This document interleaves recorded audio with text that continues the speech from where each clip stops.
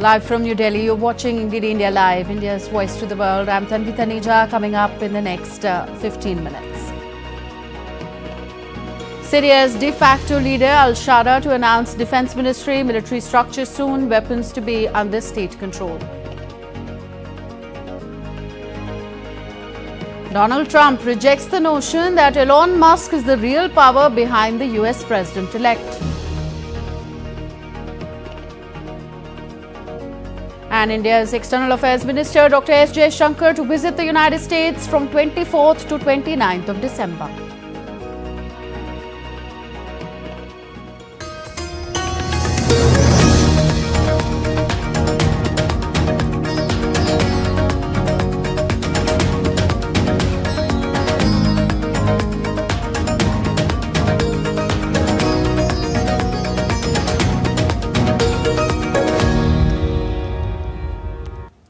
India's External Affairs Minister Dr. S. Jaishankar will visit the United States of America from 24th to 29th of December 2024. During his visit, Dr. Jaishankar will be meeting counterparts to discuss key bilateral, regional and global issues. During the visit, External Affairs Minister of India will also chair a conference of the Consul Generals of India in the USA.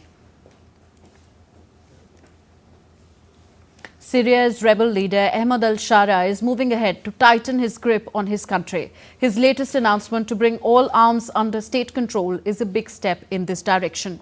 Shara held a meeting with Turkey's foreign minister. This is his first meeting with a foreign dignitary since he ousted Bashar al-Assad. Speaking at a joint press conference, Shara outlined ambitious steps for Syria's rebuilding, security and political future. Here's more on the developments. 2 weeks after seizing control of Damascus, Syria's new leader, Ahmad al-Shara, has pledged to bring all weapons under state control, a key step in consolidating power and ensuring stability. During a joint press conference with Turkish Foreign Minister Hakan Fidan, Shara announced the dissolution of armed factions, including Kurdish-led forces, and their integration into a unified national army. Within days, the Defense Ministry will be announced and a committee of high-level military leaders will be formed to design a new structure for the new Syrian army. Following that, the factions will begin to announce their dissolution and integration gradually. We will not by any means allow for arms outside the control of the state. It is the top of our priorities to work on controlling arms in the country, and I think there is a wide agreement among the factions. Turkey's foreign minister expressed his country's readiness to support Syria in its rebuilding efforts. He also stressed the need for lifting international sanctions on Damascus. There is no doubt about Syria's territorial integrity and unity, and there can never be any. In our talks today, we confirmed our mutual will on this issue. I would like to emphasize once again that there is no place for the Kurdish militants in Syria. This territorial organization is occupying the land of Syrian people and stealing its natural resources. On the other hand, Iran said that it is important for Syria to not become a place for the rise of terrorism. In the future, based on the approach of the ruling authorities, we will decide on our relations with Syria. The current situation in Syria is unclear. It is important that Syria does not become a safe haven and a place for the rise of terrorism. Shara also emphasized the protection of minorities, vowing to prevent sectarian violence. This message of unity echoed in Damascus, where Muslims and Christians gathered to celebrate at a vibrant Christmas market. This Christmas atmosphere this year is very beautiful. This year, the ambience is even more joyful because Syria was liberated and our problems have finally been resolved. Muslims are coming to the Christian markets more than the Christians. We have always celebrated both Christian and Muslim holidays together, and this has not changed at all since the revolution. In the contrary, you feel that people are now happier and more comfortable. Syria's nearly 14-year-old civil war has left profound devastation. As Ahmad al-Shara steps into leadership, his promises of reform and unity are being seen as a fresh start for a country long torn by conflict. The next few weeks will be critical in determining if Syria can truly rebuild and turn a new page in its history. Bureau Report, DD India. Russian President Vladimir Putin hosted Slovak Prime Minister Robert Fico at the Kremlin on Sunday as a contract allowing for Russian gas to transit through Ukraine nears its expiry date. Slovakia, heavily dependent on Russian gas, faces supply disruptions with the Ukraine transit contract expiring at the year end. Ukraine has made it clear it will not renew the transit contract, while Fico mentioned that Putin had confirmed Russia's readiness to continue to supply gas to the West and to Slovakia. Fico posted on social media that Sunday's meeting was in response to Ukrainian President Volodymyr Zelensky opposing any transit of gas through Ukraine to their territory. The two leaders also discussed the conflict in Ukraine just hours after Putin had warned of harsh reprisals against Kiev over a drone attack. Kremlin spokesman Dmitry Peskov on Monday said that the situation with European countries that buy Russian gas is very complicated and requires increased attention. Shifting focus, US President-elect Donald Trump told supporters on Sunday that his billionaire ally Elon Musk was not taking the presidency, as he said his opponents are trying to suggest. Trump has tasked Musk, the world's richest person, with heading a budget-cutting task force, but he will hold no official position in Washington.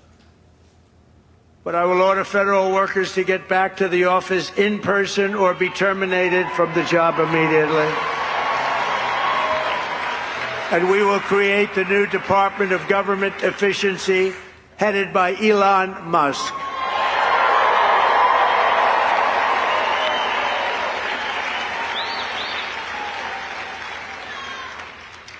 And no, he's not taking the presidency. I like having smart people. You know, they're on a new kick. Russia, Russia, Russia, Ukraine, Ukraine, Ukraine, all the different hoaxes. And the new one is, President Trump has ceded the presidency to Elon Musk.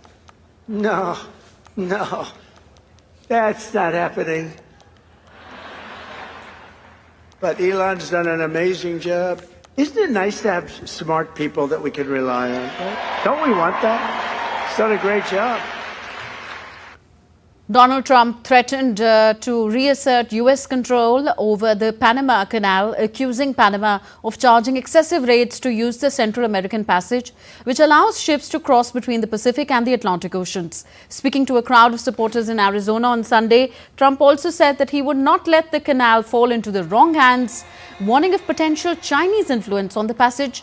Trump's comments came hours after he leveled a similar threat against Panama in a post on Truth Social on Saturday night. We will never, ever let it fall into the wrong hands, but it's falling into the wrong hands. It was not given for the benefit of others by a token of cooperation, but it was given to Panama and to the people of Panama, but it has provisions. You got to treat us fairly, and they haven't treated us fairly. If the principles, both moral and legal, of this magnanimous gesture of giving are not followed, then we will demand that the Panama Canal be returned to the United States of America in full, quickly, and without question. Moments after Donald Trump doubled down on his plans to take back the Panama Canal, Panama's president said that the canal will remain under his country's control. In a video posted to social media, Jose Raul Molino rejected Trump's claims that the United States could retake the waterway. He also disputed Trump's complaints that the U.S. vessels were being charged unfair and exorbitant fees to travel through the canal. El canal no tiene control directo. The canal is not controlled directly or indirectly by China, the European Community, the United States, or any other power. As a Panamanian, I reject any statement that misrepresents this reality. The canal will continue to be in Panamanian hands as the patrimony of our nation and guaranteeing its use for the peaceful and uninterrupted transit of ships of all nations. Uso para el tránsito pacífico. The United States announced on Monday that it has launched an investigation into China's semiconductor policies, citing concerns over Beijing's use of extensive anti-competitive and non-market means to disrupt global economies. The probe will focus on foundational semiconductors, critical components used in products like cars and medical devices. The investigation aims to determine whether China's actions are creating barriers for American businesses.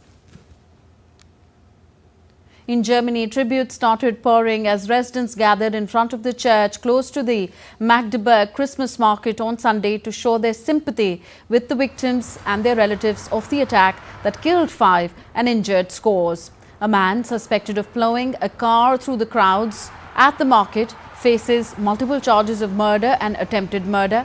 Friday evening's attack in the central city of Magdeburg shocked the country and stirred up tensions over the charged issue of immigration.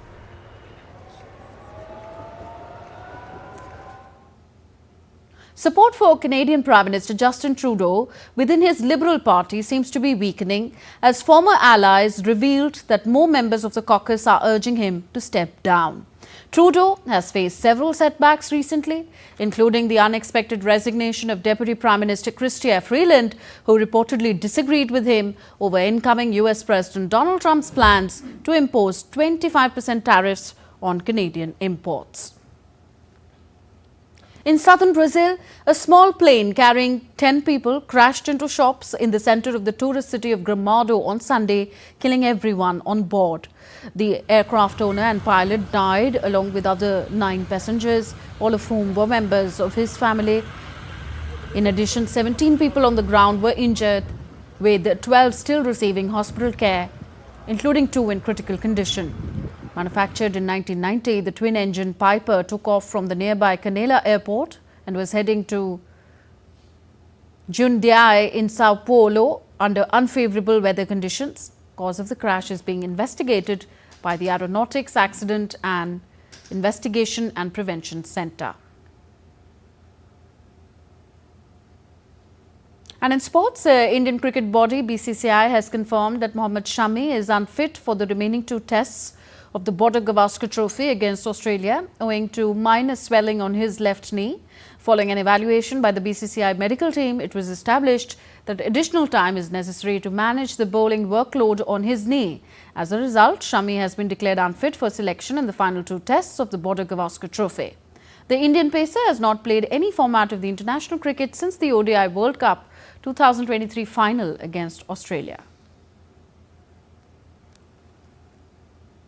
That's it in this broadcast. But before we go, India's public broadcaster Prasar Bharati has recently launched Waves, entering the field of OTT platform. Waves provides a complete infotainment ecosystem to digital media and OTT audiences. If you want great content for free, you can download Waves today. So that's all in this edition of DD India Live. Do let us know your thoughts on the news of the day. You can connect with us on our different social media handles at DD India Live. And for those on the go, you can catch all the latest news and updates on our DD India mobile app. The app is available on both Android and iOS platforms. We'll be back with more news as it breaks here on DD India. I'm Tanvi Taneja from all of us here in New Delhi. Thank you for watching. Namaskar.